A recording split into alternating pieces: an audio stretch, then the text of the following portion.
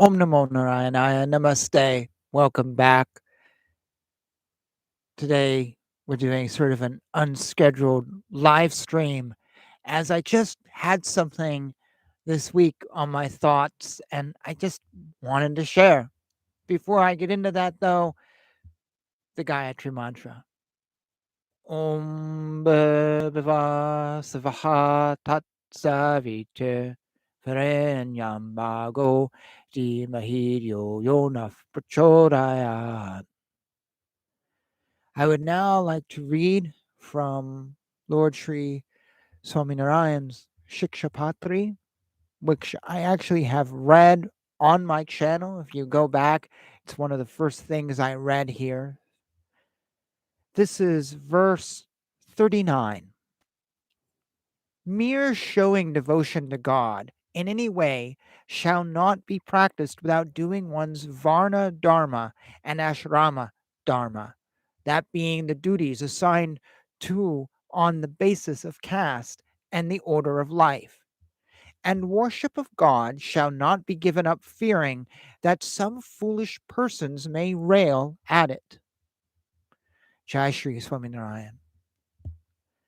So I read the Shikshapatri again this week on my own, and I came across this verse, and it just kind of messed me up. Like last night and the night before, I could not stop thinking about it, particularly the last line, and worship of God shall not be given up, fearing that some foolish persons may rail at it. I read that. It's Friday. I read this on Wednesday, and I had this flashback in time to my earlier life. And you know how sometimes you just read something and then you've read it before. I've read the Shikshapatri 4 times now, 5 if you count this morning while I was trying to hunt for the verse. And I never really noticed this line before. And then I read it and it's like, whoa, enlightenment is achieved. I got it. What's the sound of one hand clapping? You know what I mean? That something will just hit you. And that it just hit me today. And I was thinking, well, I could postpone this show till next week because I already did a show today. But I thought, no, I want to share this. This line from the Shikshapatri, and worship of God shall not be given up, fearing that some foolish persons may rail at it. Wow, that hit me so hard because I realized that at one point I feared worshiping God. And I absolutely feared telling anybody that I was religious in any way, shape, or form, which is kind of ironic given you're watching me on a religious channel where I blah, blah, blah, all about my feelings and religion. And I've published books about religion. You can see on my website, link down below, shameless plug. And yet at one point, not so long ago, I kept it very personal. I would tell people, yeah, I'm spiritual, but not religious, even though I didn't feel that at all. And today I tell people that I'm religious, but not spiritual. I would be like, oh, yeah, that's great. That's great. That's great. When really I felt nothing. My true feelings, I wouldn't reveal to people. I wouldn't talk about things. And I just flashed back to that reading this verse. It was actually a particular moment that came to my head. I was in my old apartment in New York City. So this is like, I don't know, 12, 13 years ago. And at that point, I was following Adi Da Samraj. And I had a murti of him as the wallpaper on my computer. And a neighbor knocked on the door one day and she came in, and my roommate and I were just talking to her about something, I don't know. And she could see my computer and she saw this it was a great picture of Adida. He was sitting there in his chair and in Fiji, and it was just a great picture. And she saw it and she goes, "Who is that?" What? Oh, that's, and I was sitting at the computer. I'm like, "Oh, it's just someone I know." Really? Oh, who is it? It looks really interesting. No, it's nothing. Nothing. Just a friend. It's just a writer that I know. He's just a really good writer. Oh, okay. Hmm. Hmm. And she was Jewish, and my roommate had a weird relationship with her, and I just really didn't want to talk about Adida. I didn't talk about Adida with anyone. I didn't want to. And I didn't talk about religion after I left Adi Da with anyone. I never discussed religion with people. I was raised in a household where you don't talk about the weather. I'm sorry, you only talk about the weather and books and TV shows because you don't talk about religion, politics, or sex. Just never mention those things. When I was really young, my first playmates were these two boys lived across the street, and they were Jewish. And I would go over to their house, and they'd have all this Hebrew all over the place. And I would literally ask my mom, like, "Oh, what is that?" "Oh, no, no, it's nothing. Don't ask about that. It's just a weird thing." "Really? It looks really cool." "Nope, nope, nope. Oh, we gotta go." Or I'd try to ask them, "Oh, Cindy, what is this?" "No, no, no, no. He doesn't. Oh no, never mind, Aaron. Never mind, Aaron." I didn't know. I didn't know what Jewish was. I didn't know. Or when we had Jehovah's Witnesses that moved in across from me when I was in elementary school, my mom was like, "Yeah, just avoid them because they're weird, but you can play with their kid." "Why were they weird, Mom?" "Oh, don't ask questions." That was my parents' education to me on religion. It was like nothing. Everything was just it was just a very traditional approach, honestly. It's not that they're bad people or horrible. It's just they were born in the 40s. It's just a very traditional approach. Anything that's not Protestant or not Catholic is just a little bit weird. But I wanted to know about this stuff, and I wasn't taught, and no one told me. And it wasn't until college that I really discovered what these things meant. I didn't really know what Jewish meant until college, or the difference between Catholic or Protestant. And I, have had this long religious journey I've talked about on this channel many times that I'm very open about. But for most of it, I've been fairly private about it. Even when I was going to church like 3 to 4 nights a week, when I was in college and youth groups on Friday night, where there's 500 of us, I wouldn't tell anybody I did that. um, when I spent time in San Francisco at the San Francisco Zen Center, I didn't tell anybody I did that. Or I kind of would sometimes, but I didn't really want to talk about it. I just always, I always kind of thought, well, it's my own personal thing. But as I've gotten older, I've thought about, is it really, is it really my own personal thing? And I read this quote from Swaminarayan, and I realized it's taken me 45 years to have this realization. I didn't not talk about religion because it was my own personal thing, and I don't want to get into it. Well, you're Jewish, so you're not going to care, or you're this, or you're not going to care. No, I didn't talk about it because I was afraid. I was afraid of two things. I was afraid of others, but more importantly, I was afraid of myself. I realize now that I never spoke about religion to people. So ironic that I have this channel, but I never talked about religion, never talked about my own religion, kind of skimmed the surface when people would ask me what I thought. I wouldn't enter into conversations about it because I was afraid of myself. Now, I don't really think that's necessarily what Swaminarayan was thinking when he wrote this. I believe when he wrote this, it was what? Early 1800s. He was in Bharat, Muslims and Hindus, and there's all sorts of stuff here, political and religious. And he wanted Hindus to stand up strong and not hide away. And he wanted them to be out there and not be afraid, because if they were afraid, they would stop believing in God, and it would kill Hinduism. And I think that's what the Muslims wanted. But he did not want them to give up worshiping God. But the amazing thing about the Shikshapatri and other scriptures is sometimes in context, well, the context changes. Sometimes you read it differently. And I read this and went, I gave up. I gave up worshiping God for a while too. I was a God believer, but I just didn't do anything, and I didn't pursue religion because I was afraid.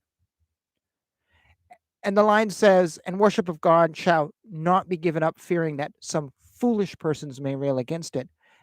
I was that foolish person railing against myself. Now, that sounds probably weird when I say I feared myself. I feared myself more than I feared others. I have never lived in a place like Bharat or the Middle East or wherever, where having one religion may actually bring me harm. I don't know what that's like. I don't know what it's like to live in a country where everyone has the same religion. So I'm not afraid of that. I don't know what it's like being in India with the RSS. I don't know. I live in America. I've lived in Japan and I've lived in Hungary where freedom of religion, if anyone gave a shit, was I never worried. And I was very private about it anyways. So I don't have that fear. I've been around people who have very strong opinions. And yes, I've been told a million times, you should find Jesus because you're worshiping Satan. I've heard that a million times and I don't care anymore. But other than that, I've never really had any threats, real threats from anyone. No one has come to my house. No one has stormed down my door. No one is writing about me in the newspaper. No one is threatening to get rid of me because I'm a heathen. I've never had any of that. The worst I've ever had is I might talk to somebody and they might just give me a weird look and not want to talk to me again. But I've had people not want to talk to me just because they didn't like me. But the bigger fear was myself. Because you see, and I didn't realize this till Wednesday, 2 days ago. And so this is the first time I've put it in words because I don't talk to people. I'm not discussing these shows before I'm doing this. Is literally completely off the cuff. I just decided this morning I wanted to speak on this. I feared myself. What did I fear?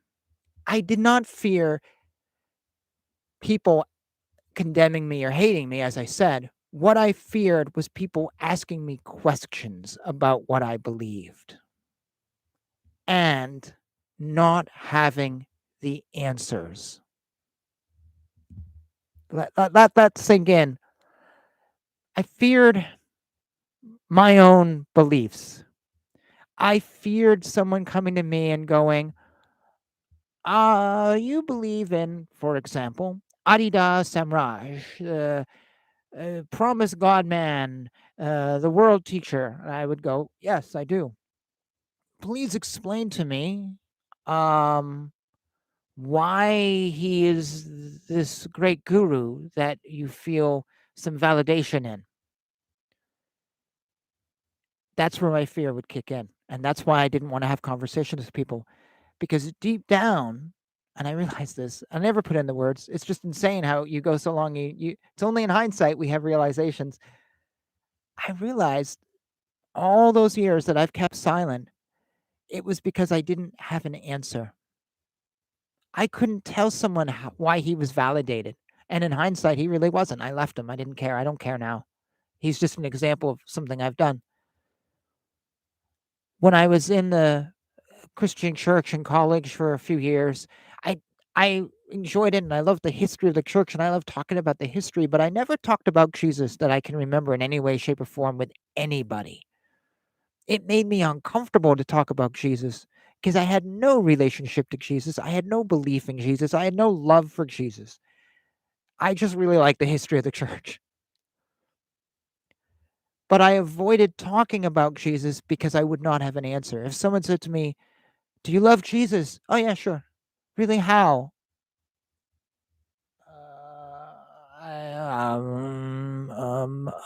What's really interesting is John Knox in Scotland. I don't know if you knew this, but he took away blah, blah, blah, blah.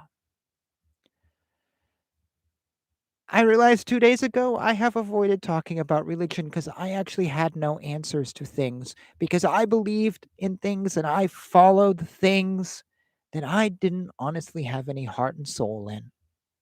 Wasn't that it was a bad thing. And I was like everybody else. I was following things that struck my interest, but it wasn't bum bum bum bum. There was no love there. And it's taken me all these years to realize that I have never talked about religion to people because I was afraid, because I knew deep down I would not be able to explain my beliefs.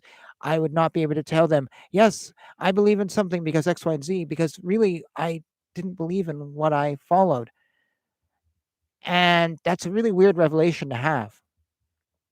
To know that I followed different religions, but I didn't there's no heart and soul in any of those religions. I didn't care about what I believed, and so I didn't really want to talk about them to people. I remember when I was practicing at the San Francisco Zen Center, I was always asking questions about how to do things, and it was the first time I'd ever seen, little shrine set up in the like they have a little shrine or something set up in the corner of a room, and I'd never seen that, and it was like, "Oh, what's that?" And I was really into all the technical aspects of Buddhism, but I never talked about Buddha. I had no interest in Buddha, and I knew it in that situation. I didn't actively talk about Buddha because I didn't care. I was just practicing this meditation thing. But almost every other time in my life, I've always been afraid to talk about things because my belief system was, quote Doctor Who, wibbly wobbly. I didn't have any. I was lacking in heart and soul. And so I didn't want to tell people what I believed because then they would ask me questions. And if they asked me questions, I'd suddenly be faced with a wall of, yeah, I don't, I have to come to grips with my belief. That's a weird thing, and I literally just realized this 2 days ago. After all these years of practicing religion, I realized that I've been hiding from myself. Now I'm doing this channel where I talk about religion every week and I read the scriptures, and you would never know that at one point I did not talk about religion with people, but it's true. But what happened was I eventually came to the point where I started researching more and I started committing to a path more, and that's Sanatana Dharma. And I just started getting rid of a lot of stuff in my life. I don't do tarot anymore. I don't read astrology. I have deliberately pushed things away that I was used to be interested in. I don't even read books on Christian history or other religions anymore. I've read plenty of them. I don't anymore. Now I am just focused on Sanatana Dharma. I am a Vaishnava. Didn't took me a while to get to that point too. I thought I was in the Shiva because, we see dancing Shiva and Ganesha all over the place, but it's meaningless when you see it in the store branded on something. So I had to find what I believed. And now I've started learning and now I find myself falling in love with, for lack of a better word, the Shikshapatri and Swaminarayan. And I just started reading last night in bed a little biography about Swaminarayan because just loving the Shikshapatri, I'm like, this is a revelation. And it was the first time I read it here on this channel, 6, 7 months ago, or more than that. And for the first time ever, I've become firm in my beliefs. I become strong in my beliefs, and I know what I believe, and we can discuss what I believe, and I can discuss with you Krishna, who I love as much as my fiance. I love Krishna. Why? We can talk about that. And for the first time ever, I am not afraid to talk about religion, and I am not afraid to put myself out there and have you come back to me with questions. Not that you ask a lot of questions on this channel, but you could, you can. And I am not afraid to have someone say to me, "Oh, yes, but Satan, you will follow." Fine, we'll argue that. I will argue with you because I don't believe in Satan. I absolutely do not believe in heaven, hell, or Satan. Those are Christian concepts that I don't believe in. And I've put all that aside. And now that I've become firm in my beliefs, I am now comfortable discussing my beliefs with people. And thus, this channel is very enjoyable and easy for me. But it's very interesting to realize all my life I really, really wasn't comfortable. I was afraid of foolish people. And that foolish person was me. I was afraid of myself. And deep, deep down, I knew that if someone talked to me, I would be faced with myself and having to explain myself. And I was a fool. I didn't know. I just followed things. It had no meaning for me. So let me turn it around and ask you, my viewer, my listener.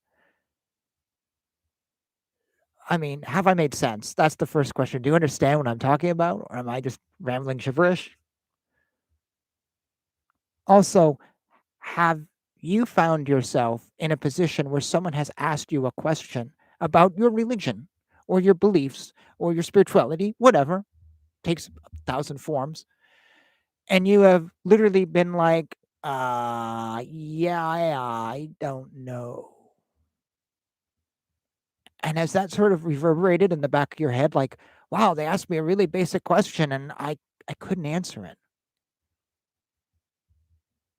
Well, from where I'm standing here, days after this revelation, I would say Maybe it's time to firm up your faith. Maybe it's time to grow in that faith and study your tradition, whatever your tradition is, and to read the scriptures and to read the books and to learn what you believe. And I guarantee, though, once you do that, it'll really your faith will grow. Because if you're able to explain to someone, "Oh, I believe Krishna is X, Y, and Z, or I believe that Allah is X, Y, and Z, or Buddha, or Zoroaster, whoever you want," when you can do that and you're comfortable in those explanations and you're using your own words, you're not just citing from some book. Well, C.S. Lewis said this about the Christian faith, blah, blah, blah. No, you're actually saying what you feel. I guarantee your feelings of God will be like bigger than you've ever had in your life. I know, because when I committed to the Hindu path a few years ago and just said, this is it, I don't want anything else. Boom. Wow. It was like an explosion of spirituality. My whole foundation, the inner core of my jiva and my just boom, it just was like something happened to me because I committed and I decided I want answers in my soul and I want to know and I want to be firm in my faith. I still can't always answer questions to people and I still have revelations and I still discover things all the time, like Shikshapatri. I just discovered this and it's awesome and I love it. And I'm committed to this. This is it. This is the revelation I've been waiting for. But I just found it so ironic to realize that for years and years and years, 20 years maybe, I studied religions and I went to church and temples and this and that. And yet, when it came down to it, my faith was actually so fragile, I didn't want to talk about it. Or I'd want to talk about things like history, which are not personal at all. You don't find God knowing the history of John Knox. John Knox is the founder of the Presbyterian Church. You don't find God by discussing what year a book was published. You find God in knowing God. And I realized I didn't know God, but I knew everything else and thought that'd be good enough. But it wasn't. And I didn't want to talk about that other stuff because somehow I knew. I don't know.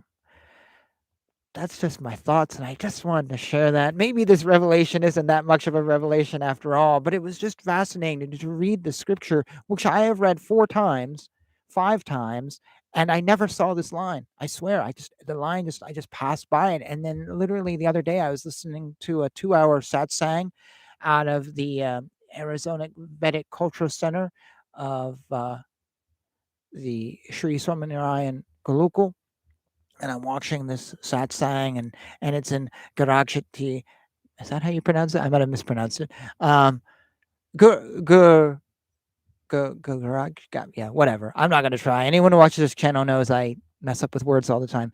But they're speaking in the Indian tongue, and I'm reading the Shikshapatri, and I just hit the line. I'm like, oh my God. And I thought of this woman who looked at my computer of Adi Da, and I'm like, no, it's more than just not wanting to tell a neighbor who I didn't like about Adi Da. It's more than that.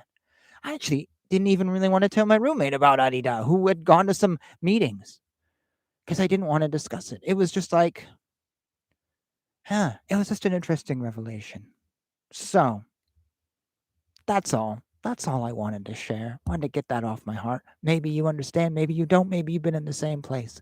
Either way, I absolutely advocate if you've been in that place, start studying, start learning, learn your faith. It'll it'll explode. It'll whatever your faith is, it just will explode. So that's all. I'm going to end this here. Some random thoughts on this day. And take care of yourselves. Be well. Thank you for watching this channel. Please check out my other videos. Also, everything on YouTube is duplicated on BitChute, Anchor Podcasts, on audio form, and on Spotify. And if you wish to support me, there's a link down below to my website because I'm a writer, and you can pick up some of my books. I'm actually, as I do this, working on a few religious books. Hopefully, something will come out later this year on that. I haven't put out a religious book in a really long time, and I really just feel moved to do some things, but we'll see what gets done. But there's a lot of stuff on music and some other stuff there that you might be interested in. So with that, I will just say, Jai Shri Krishna, Jai Shri Swaminarayan. Thank you for writing the Shikshapatri. Hare Krishna, Krishna Krishna, Hare Hare, Hare Rama, Rama Rama, Hare Hare.